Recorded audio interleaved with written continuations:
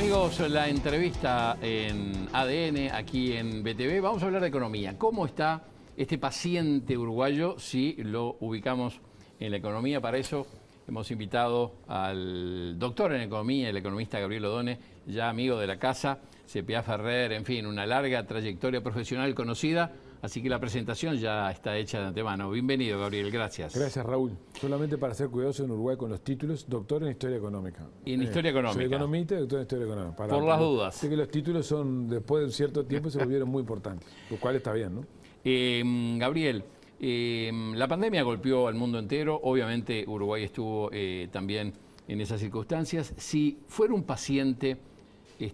la economía uruguaya está en el CTI, está en cuidados intermedios. ¿Cuál es la situación hoy de la economía uruguaya? Bueno, yo diría que la economía uruguaya, uno podría decir que está en cuidados paliativos, digamos, en el sentido de que necesita todavía de cierto acompañamiento, pero está saliendo de esa situación. Paliativos no porque esté en la versión final, no, por eso es un término etapa terminal, no bien usado, no es una etapa paliativa en el sentido de solamente atender antes de que un proceso se desencadene. O sea que en realidad está en una etapa, yo diría, una etapa de cuidados intermedios saliendo de él. Creo que no estuvimos nunca en una situación de CTI en términos macro y en términos agregados, ¿no? Pero claramente la economía está en un proceso de mejora, está en un proceso de salida, de recuperación del ritmo, del nivel de actividad y del nivel de empleo que tenía antes de la pandemia. Eso no va a ocurrir antes de marzo del año que viene, o sea, marzo del año que viene vamos a estar alcanzando niveles de actividad y de empleo similares a los del promedio del 2019.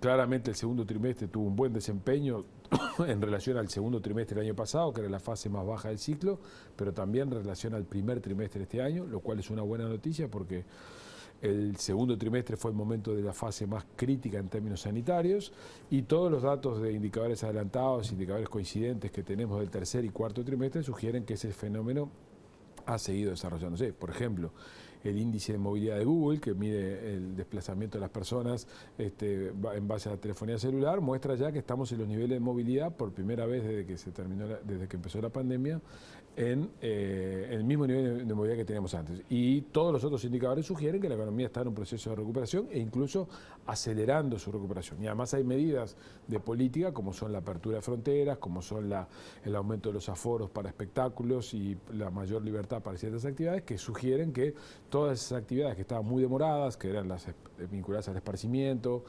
y a la restauración y cosas por el estilo, el turismo por supuesto, están en proceso de ir mejorando lentamente, con mucha simetría, pero habiendo dejado lo peor atrás y esperando que no haya ningún evento sanitario que nos haga retrotraernos a... Sí, seguimos jugando con esa idea de la sanidad. Cuando hubo cambio de guardia de un médico a otro en el cambio de administración, el nuevo médico, este paciente que me lo dejás con presión alta, colesterol alto, estaba complicado, un déficit fiscal alto, un desempleo que venía en caída, Sí. perdón, en alza el desempleo y demás, ¿no? A ver, hay que ser justos en los siguientes términos. Yo creo que en un conjunto de dimensiones vinculadas a la recuperación del crecimiento, efectivamente había problemas. Una situación fiscal comprometida, una economía estancada, habiendo perdido 50.000 puestos de trabajo y un problema de competitividad vinculado sobre todo con la región, pero también con la extrarregión. Esos eran las debilidades. Ahora, al mismo tiempo, el gobierno anterior, las administraciones anteriores cedieron a este gobierno un Estado mucho más consolidado, mucho más fuerte, habiendo hecho una reforma de la salud profunda, habiendo fortalecido la inversión en el sistema educativo superior, básicamente fortaleciendo los sistemas de las cadenas científicas, habiendo fortalecido el sistema de salud, habiendo fortalecido los mecanismos de protección social, con más inclusión, con lo cual el golpe para la gestión corriente lo agarró Uruguay mal, pero al mismo tiempo la espalda para enfrentar los conjuntos de desafíos estaba allí, con creatividad que este mismo gobierno incluyó, el seguro de desempleo parcial, por ejemplo, fue un buen aporte de esta administración, pero al mismo tiempo todos los programas que estaban desarrollados en el MIDES, la tarjeta Uruguay Social, las asociaciones familiares que vienen de larga data, pero que el MIDES había fortalecido, fueron palancas muy relevantes para atacar el primer momento de la crisis. Por lo tanto, la historia que en Uruguay uno debería contar siempre es, A ver, por supuesto que siempre se pueden hacer las cosas mejor, por supuesto que hay veces que nos desviamos, pero cuando uno mira digamos, una mirada larga y desde afuera, y bueno, Uruguay es un país digamos, que resistió relativamente bien este embate porque estaba bien preparado en términos estructurales, aunque tenía algunas falencias en términos de lo que eran los equilibrios macroeconómicos de corto plazo. Si uno lo mira en perspectiva histórica, en 30 años, no ha habido grandes cambios en lo que tiene que ver con la gestión económica, grandes líneas, sino cosas graduales que permiten seguir retroalimentándose. Yo diría, Uruguay inaugura un modelo de crecimiento e inserción internacional en los años 70, en periodo militar, totalmente distinto a lo que había tenido... Beck Villegas. Totalmente distinto a lo que había tenido antes. Luego, los sucesivos gobiernos democráticos, cada uno con su impronta, cada uno con sus prioridades y con sus énfasis, fueron introduciendo cambios digamos, y arbitrando soluciones más específicas. Pero la idea de ser un país abierto, integrado a la región, que Uruguay sea una plaza de atracción de capitales por su seguridad jurídica y su predecibilidad política, la idea de que la libertad de capitales y la libertad del movimiento de capitales y el desplazamiento de las personas y la libertad de bienes lo más posible, esas son ideas básicas que han sido modificadas en distintos periodos. Pero, por ejemplo, por supuesto, hubo una reforma tributaria que reintrodujo el impuesto de la renta personal de las personas físicas.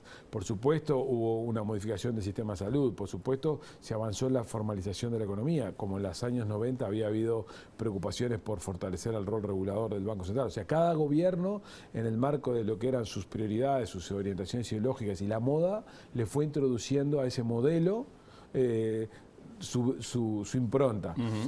Pero en realidad, cuando uno mira el Uruguay de afuera, Uruguay es un país coherente, consistente, que no importa quién gobierne, las reglas se cumplen y que cada gobierno le dará su criterio, digamos. Gabriel, la oposición, las fuerzas sociales han criticado esta administración porque dice que no abrió suficientemente la mano en cuanto a apoyos para transitar la pandemia, para tratar de ser más efectivos las ayudas sociales, cubrir más el empleo. ¿Cómo ves, desde el punto de vista de lo que ha sido la situación financiera que tenía el país, las necesidades y lo que se hizo? Bueno, los recursos que estaban disponibles para poder acometer un plan digamos, muy ambicioso en términos de apuntalamiento de la economía, tanto en los temas sociales como en los temas de actividad, no eran ilimitados, porque la situación fiscal de la que partíamos era frágil y el Estado tenía un déficit fiscal de 5,5 puntos del PIB.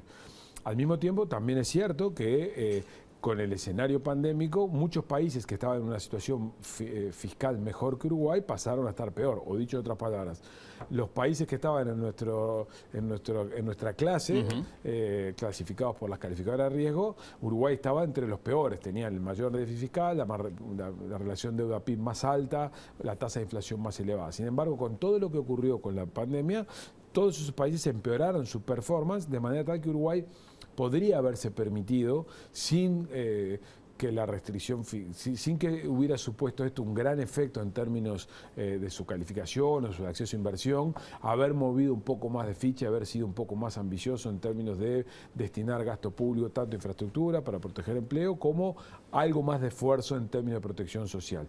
No obstante, no es que no se hizo nada. Uruguay estaba bien preparado, como decía antes, por la red que tenía y se hicieron uso de los instrumentos que estaban disponibles y se continuaron programas y se fortalecieron programas. De hecho, en esta propia rendición de cuentas, eso se avanza en esa dirección.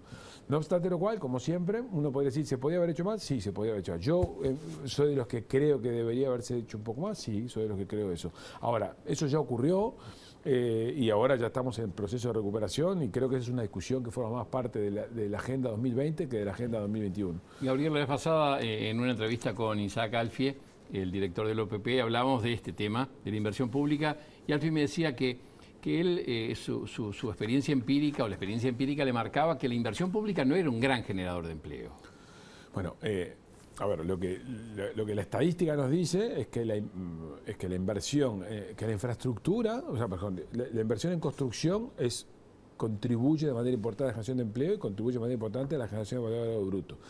Por supuesto, la inversión pública es una parte de esa inversión, no es toda, pero en un contexto en el cual el sector privado está retraído como lo estaba en el 2020 y había una gran incertidumbre, el solo hecho de que el sector público transmite una señal de apalancamiento de un conjunto de obras constituye una señal de apuntalamiento al sector que podría haber entusiasmado o podría haber promovido obras periféricas y a su vez, por más poco que sea el impacto, en un escenario como el del año pasado, era importante que el impacto tuviera lugar. Es cierto, las obras de infraestructura pública, que son, por ejemplo, en un porcentaje importante viales, no tienen un gran impacto en términos de empleo. No obstante lo cual, hay una cartera de proyectos que el gobierno tiene a su disposición o que el Ministerio de Transporte tiene y que la tiene elaborado, que son de diversa composición, que no son solo viales. Y ahí hay una...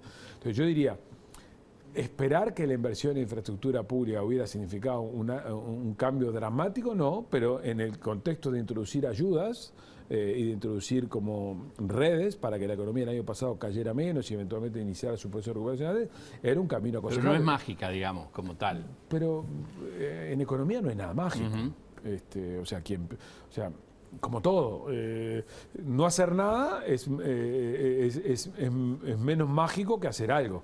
Haber hecho algo hubiera supuesto una magia que la historia hubiera cambiado en absoluto, pero seguramente hubiera mostrado un estado más activo en preocupar que el escalón del año pasado hubiera sido menos intenso. Yo tengo forma de probar que el escalón del año pasado hubiera sido menos intenso haciendo eso, en absoluto. No tengo forma, pero sí lo que creo es que la señal que se transmitió el año pasado fue que había que esperar que la situación se recompusiera porque era el sector privado el que iba a liderar nuevamente la recuperación de la economía. Esa es la estrategia que tenían antes de ganar las elecciones y que mantuvieron a rajatabla durante la pandemia. Gabriel, el gobierno, en el marco de lo que definía como la libertad responsable, decidió mantener los motores de la economía encendidos y tratar de no castigar a los que llamaban los sectores malla oro, que serían las locomotoras de la recuperación. ¿Cómo evaluás esa estrategia y el resultado que hoy tienen? ¿Se nota que hay malla oro? ¿Hay quien está tironeando la economía con fuerza? ¿Es claro eso? Parados en diciembre del 2019, la estrategia de apuntalar, de mejorar la credibilidad fiscal, por tanto volver las finanzas públicas a una trayectoria sostenible, desinflacionar la economía y mejorar la competitividad, que eran los tres capítulos centrales, yo lo compartía plenamente. Cuando aparece la pandemia, yo soy de los que creo, como te decía antes, que había que haber abandonado un poco algunas de esas prioridades y haber apuntalado la economía con algo más de inversión pública, aunque eso hubiera supuesto deteriorar la situación fiscal. El gobierno decidió no hacerlo, siguió por este camino y apostó 100% al camino del malla oro, esto es, a despejar la incertidumbre fiscal, a desinflacionar y a mejorar competitividad. Ese es el camino en el que están. En materia fiscal, efectivamente, han hecho un presupuesto y una rendición de cuentas que está alineado a lo que es las restricciones generales que uno espera. En materia de desinflación hay unas metas ambiciosas, llenas de pozos en el camino que tienen que recorrer, como lo que estamos viendo con los combustibles, pero hay una estrategia que es consistente de manejo monetario con desdolarización y con alguna gestión de precios. Y en materia de competitividad, es claro que la macroeconomía es poco lo que puede hacer, en particular en relación a los vecinos que están súper baratos en dólares. Entonces, la pregunta es, ellos con lo que están haciendo, ¿han logrado transmitir de manera sustantiva al malla oro, al empresario, que hay un camino crítico? Y bueno, yo creo que básicamente lo que han hecho es, dado que ese malla oro, porque ese es el punto de partida, ¿no?, estaba contento con la llegada de este gobierno, o sea, en algún sentido el sector privado, el empresariado vio con buenos ojos y se manifestó de distintas maneras que así fuera. El gobierno no lo ha decepcionado y ha intentado articular un discurso diciendo seguimos haciendo lo que habíamos prometido en el marco de un conjunto de restricciones.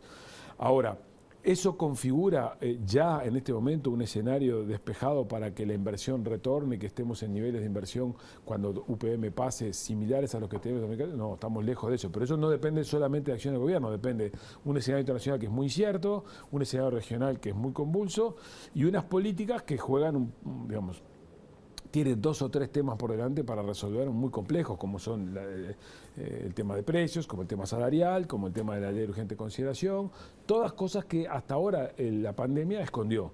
¿Cuándo van a emerger esa pregunta con más claridad? Es a partir de ahora. Bueno, muy bien, qué cosas programáticas estamos haciendo para darnos a nosotros, sector privado, una visión más clara para invertir. Gabriel, siempre hablamos de tres puntales de la marcha económica, ¿no? Las exportaciones, la inversión y el consumo. Si analizamos estas tres variables, ¿qué podemos decir al respecto? Las exportaciones jalonadas por precios internacionales favorables y por volúmenes importantes de demanda para algunos rubros, típicamente carne.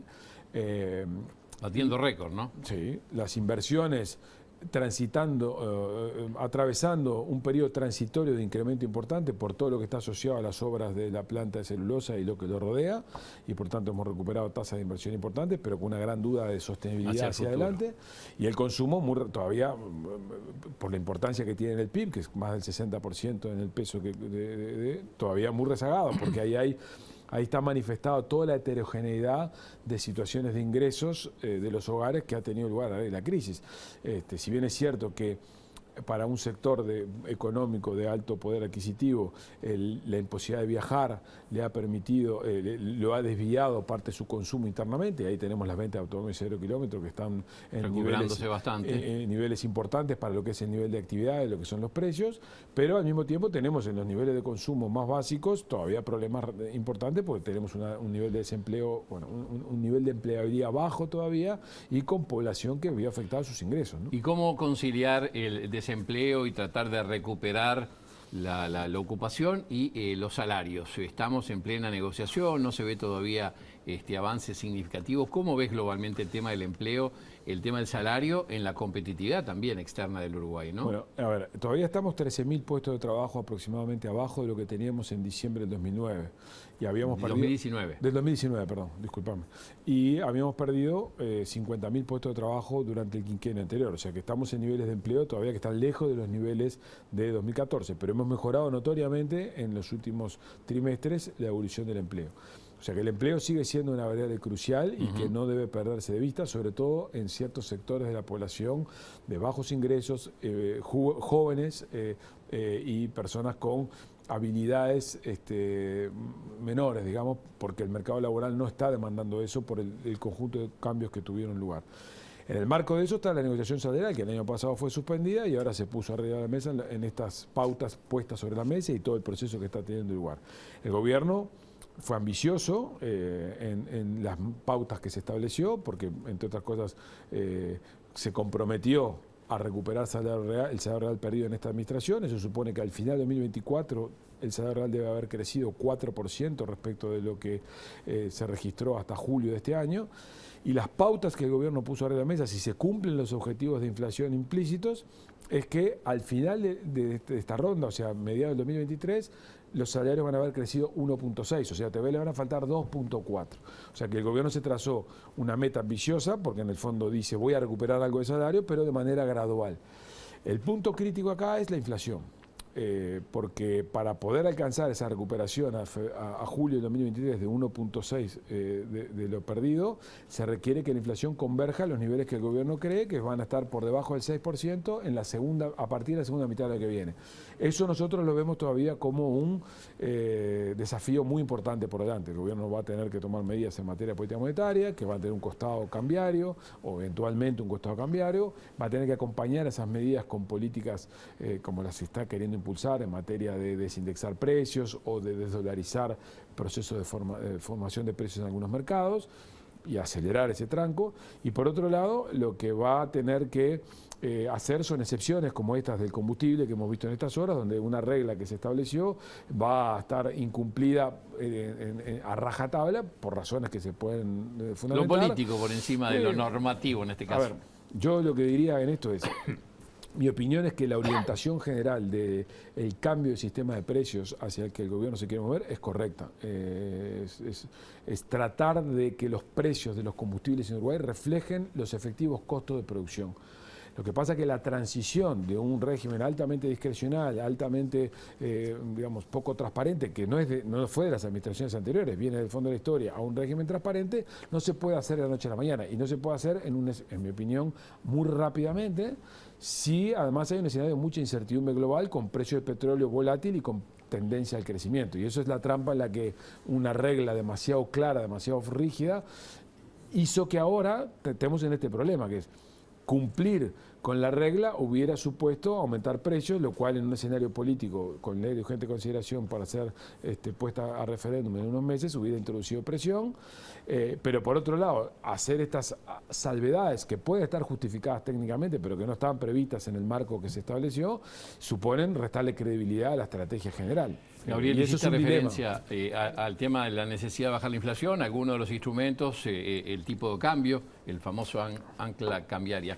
Es una complicación agregada en el entorno regional que tenemos, con una Argentina y con un Brasil que cada vez Uruguay está más lejos en cuanto a competitividad y precio del dólar, ¿no? A ver, si uno viera el balance de servicios, el turismo... Cuando estas autoridades se plantaron a mediados del año pasado con un objetivo ambicioso en términos de inflación, yo creo que tenían muchos riesgos, pero tenían una oportunidad. La economía atravesaba una fase muy baja de su actividad, estábamos en un escenario de abundante liquidez a nivel global y por tanto de un dólar barato, y todavía con una actividad global donde los precios de los commodities no presionaban. Entonces, ese camino de apostar por la desinflación era un camino riesgoso, con una serie de dificultades, pero no era un camino descabellado. Por supuesto, si en esta ecuación incorporamos los precios relativos de Argentina y Brasil, ese camino no tenía mucho sentido recorrerlo, pero el problema es que la razón por la cual la distancia de precios es la que es entre Uruguay y Brasil no es tanto un problema de Uruguay, sino es la debilidad macroeconómica intrínseca de esos dos países. O sea, dicho en otras palabras, que Uruguay pretenda perseguir los precios relativos que Argentina y Brasil tienen es imposible. Está bien. Entonces, ¿pero el turismo? ¿El turismo? Bueno, pero no. La pregunta es, siendo muy grosero en lo que voy a decir, eso supondría decir, bueno, como no podemos perseguirlos, pero al mismo tiempo la inflación la quiero bajar, tengo que decidir qué quiero hacer. Entonces, alguien podría haber dicho, bueno, rescindo el objetivo inflación y voy al objetivo competitividad, si es que este dilema existe, tratando de no alejarme más o de aproximarme un poquito. La pregunta es, si el gobierno hubiera hecho un esfuerzo en algún sentido, y lo hubiera podido hacer, que yo creo que no, en términos monetarios, para poder acercarse a los precios de Argentina y Brasil, ¿hubiera cambiado el flujo de turistas en volumen relevante como para que el turismo cambiara? No. En la distancia de 40% con Brasil y más de 50% con la Argentina es indescontable. Cualquier esfuerzo que haga Uruguay descontará 3, 4, 5 puntos, pero hace que la diferencia siga siendo significativa. Por lo tanto, la compra frontera o el turista que no viene no va a dejar de venir por esa diferencia. Gabriel, rápidamente para cerrar. Lista gris, Uruguay, bueno, toda la discusión que se dio si estamos en la lista gris o no, pero de todas formas tenemos algún tirón de oreja, ¿no? Uruguay va a tener que cambiar efectivamente todo su entorno tributario, lo que tiene que ver con el mundo exterior. Yo estoy lejos de ser... ¿O es soberanía eso, como dijo el presidente? Bueno, primero, yo estoy lejos de ser un experto en el tema, pero puedo decir alguna cosa. Este es un tema para expertos porque es un tema bien específico. Primero, Uruguay está efectivamente en una lista de países cooperantes, pero que tiene un conjunto, para la Unión Europea, pero tiene un conjunto de pasos por dar. Tareas pendientes. Eso está desde el 2017 pendiente. Uruguay lo viene cumpliendo, lo que ocurrió el otro día fue simplemente recordarle a Uruguay, cada tanto actualizan esa lista, de que le quedan cosas por hacer y que mientras no haga esas cosas va a estar en esa lista de países cooperantes, pero que no tienen el visto bueno. Eso es lo que ocurrió el otro día.